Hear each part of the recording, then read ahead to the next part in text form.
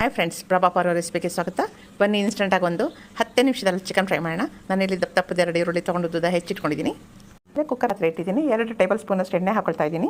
ಎಣ್ಣೆ ಕಾದಿದ್ಮೇಲೆ ಹೆಚ್ಚಿಟ್ಕೊಂಡಿರೋಂಥ ಈರುಳ್ಳಿ ಹಾಕೊಳ್ಳೋಣ. ಈರುಳ್ಳಿ ಫ್ರೈ ಆದಮೇಲೆ 1 ಟೀ ಸ್ಪೂನಷ್ಟು ಸೋಂಕಾಳು ಹಾಕೋಣ. ಸೋಂಕಾಳು ಸ್ವಲ್ಪ ಹುರಿದ್ಬಿಟ್ಟು ಮುಚ್ಚಿಡಬೇಕು.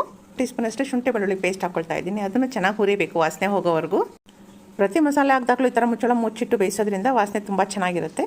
ಈಗ ನಾನು ಚಿಕನ್ ಹಾಕೊಳ್ತಾ ಇದ್ದೀನಿ. ಸ್ವಲ್ಪ ಜೊತೆಗೆ ಉಪ್ಪು ಹಾಕ್ಕೊಂಡು ತಿರುಗಿಸ್ಕೊತಾ ಇದ್ದೀನಿ. ಈಗ ಚಿಕನ್ ಮಸಾಲ, ಅರಿಶಿಣದ ಪುಡಿ, ಧನಿಯಾ ಪುಡಿ, ಖಾರದ ಪುಡಿ, ಸ್ವಲ್ಪ ಜೀರಿಗೆ ಪುಡಿ ಇವೆಲ್ಲನೂ ನೀರಿನಲ್ಲಿ ಮಿಕ್ಸ್ ಮಾಡಿ ಅದಕ್ಕೆ ಮಿಕ್ಸ್ ಮಾಡ್ತಾ ಇದ್ದೀನಿ.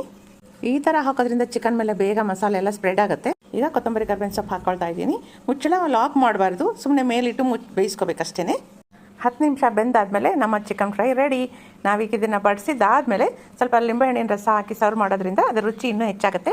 ಫ್ರೆಂಡ್ಸ್, ನಿಮ್ಗೆ ಇಷ್ಟ ಆಗಿದೆ ಅಂದ್ಕೊಳ್ತೀನಿ. ನೀವು ಮನೇಲಿ ಟ್ರೈ ಮಾಡಿ, ಲೈಕ್ ಮಾಡಿ, ಶೇರ್ ಮಾಡಿ, ಸಬ್ಸ್ಕ್ರೈಬ್ ಮಾಡಿ. Thank you friends. Thank you for